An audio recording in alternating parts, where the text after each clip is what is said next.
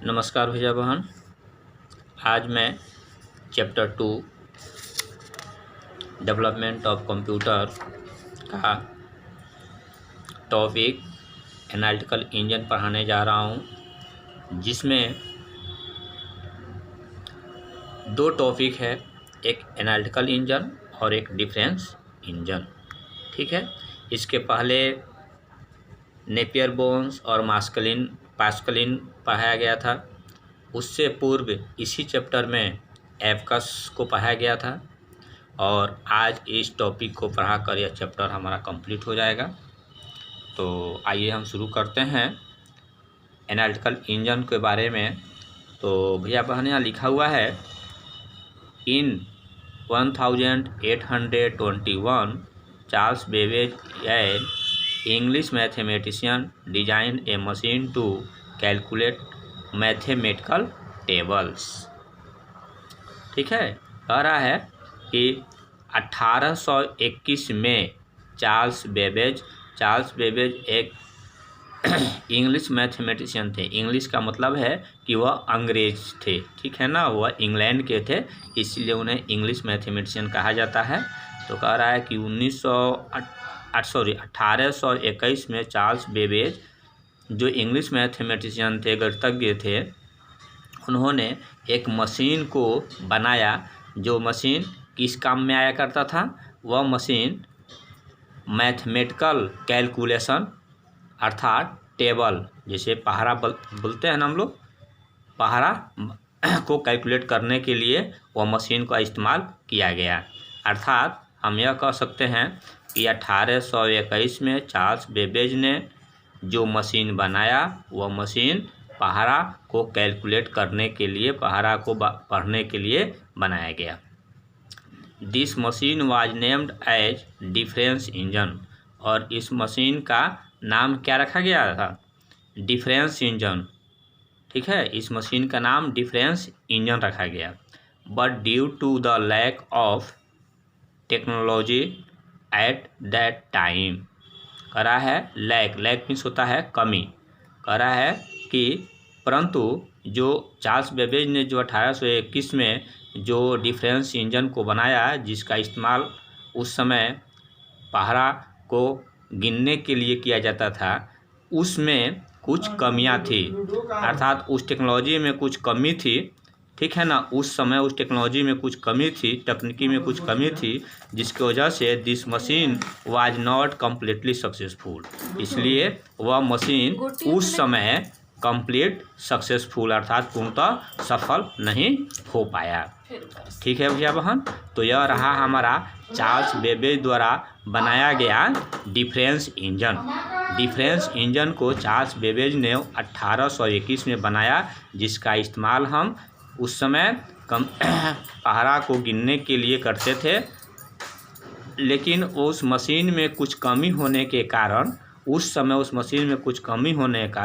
वह मशीन पूर्णतः सफल उस समय नहीं हो पाया। चलिए भैया बहन, इसी में आगे है, but later in 1833 to 34 Charles Babbage designed another machine called analytical engine. कह रहा है, देखिए यहाँ फिगर दिख रहा है, ठीक है ना, 1821 में चार्ल्स बेबेज ने जो टेबल को कैलकुलेट करने के लिए जो डिफरेंस इंजन बनाया था, वो डिफरेंस इंजन में कुछ कमी होने की वजह से वह मशीन उस समय पूर्णतः सक्सेसफुल नहीं हो पाया। फिर भी वे हार नहीं माने और बाद में 1833-34 के दौरान उन्होंने एक दूसरे मशीन को बनाया, जिस मशीन का नाम एनालिटिकल इंजन रखा गया। ठीक है, अर्थात उसका नाम उन्होंने एनालिटिकल इंजन रखा। और this engine was made of function with the help of steam power.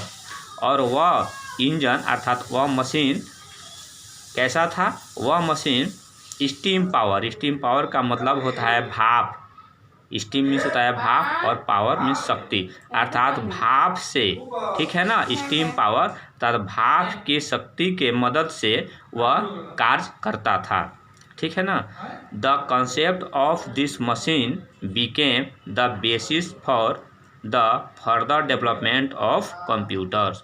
और यही कंसेप्ट एनालिटिकल इंजन का जो कंसेप्ट था, वही कंसेप्ट आगे चलकर, वही अवधारणा आगे चलकर क्या बना, कंप्यूटर के विकास, आगे चलकर कंप्यूटर के विकास का एक आधार बना। ठीक है ना। इसीलिए भैया बहन हम लोग चार्ल्स बेबेज को फादर ऑफ कंप्यूटर बोलते हैं। ठीक है ना। तो कंप्यूटर्स के डेवलपमेंट में चार्ल्स बेबेज की बहुत बड़ी भूमिका थी। ठीक है ना। इसीलिए उन्हें हम लोग फादर ऑफ कंप्यूटर कहते हैं। चार्ल्स बेबेज 1821 में एक इंजन को बनाया जिसका नाम डिफरेंस इंजन था, जिसका इस्तेमाल हम कंप्यूटर को टेबल को कैलकुलेट करने के लिए किया करते थे। लेकिन वह मशीन उस मशीन में कुछ कमियां थी, जिसकी वजह से वह सफल नहीं हुआ। फिर भी चार्ल्स बेबेज अपने असफलता को देखते हुए हारे नहीं और आगे चलकर 1833-34 के दौरान फिर उन्होंने एक दूसरे मशीन को बनाया, जिस मशीन का नाम एनालिटिकल इंजन रखा गया। और वह मशीन कैसे चला करता था, वह मशीन स्टीम पावर अर्थात भाप की शक्ति से वह मशीन चला करता था। ठीक है ना। उसी से वह अपना कार्य करता था। और आगे चलकर वही एनालिटिकल इंजन का कंसेप्ट जो है, अवधारणा जो है, कंप्यूटर के लिए एक भविष्य के रूप में निकला।